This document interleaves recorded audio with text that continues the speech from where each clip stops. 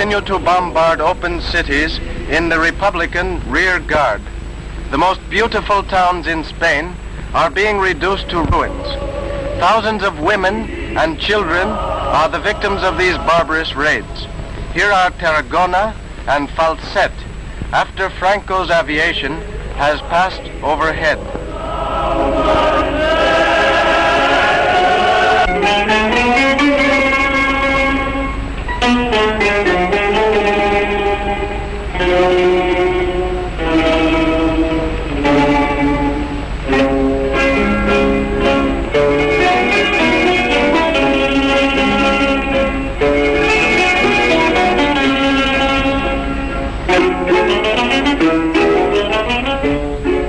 To battle against such barbarity, the whole Spanish people has arisen.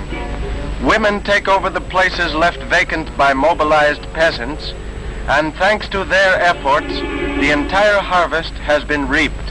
And fascism loses one battle which is not mentioned in the daily war communique.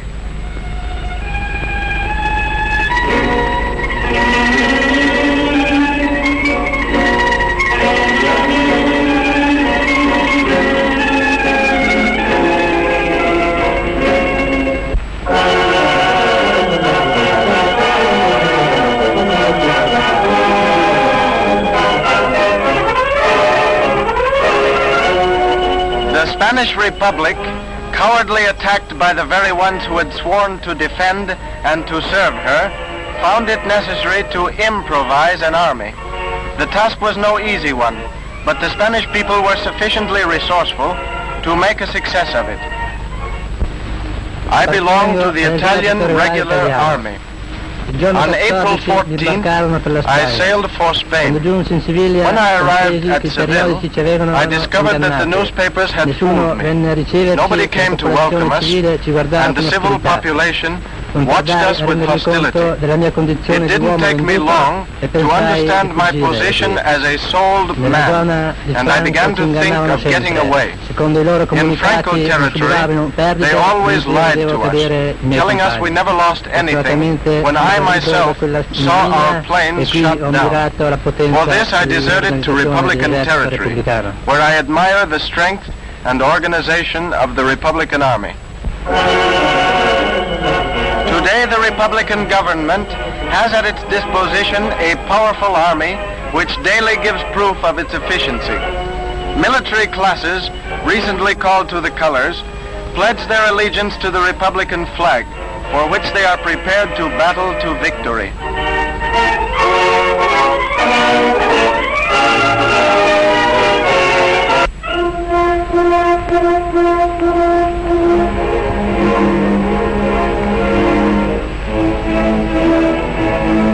The English Member of Parliament, Miss Edith Summerskill, visits Spain to study at close range the realities of the war.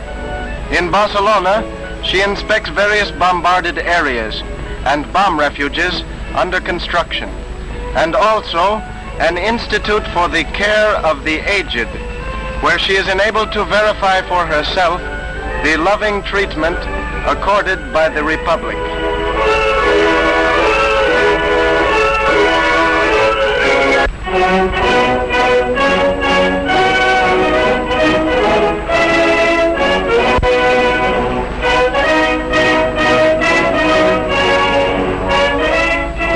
Catalonia volunteered her men for the Allied cause during the World War.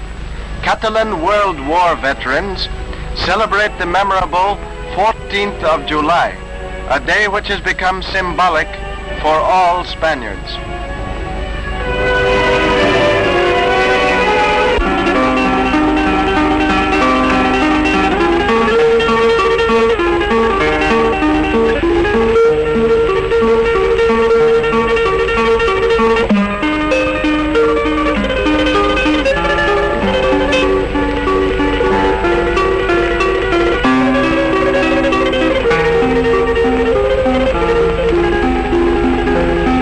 That children may escape the ravages of bombardment, the Republican government has created numerous children's colonies deep in the countryside. Several democratic countries as well maintain similar colonies. In all of them, the Spanish children live happily, far removed from the bitter struggle which is shaking Spain.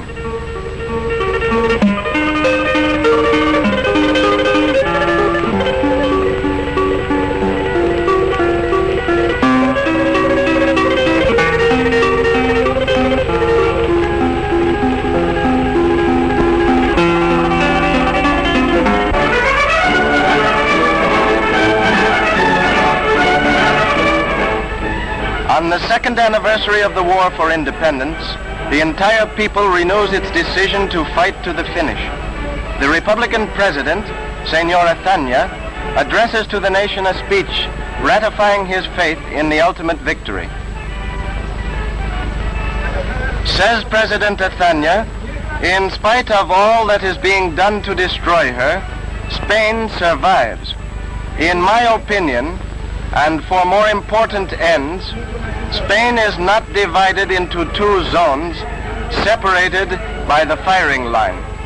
Wherever there is a Spaniard or a group of Spaniards anxiously concerned with the safety of the country, there too is a spirit and a will which must be taken into account. Allí hay un ánimo y una voluntad que entran en cuenta.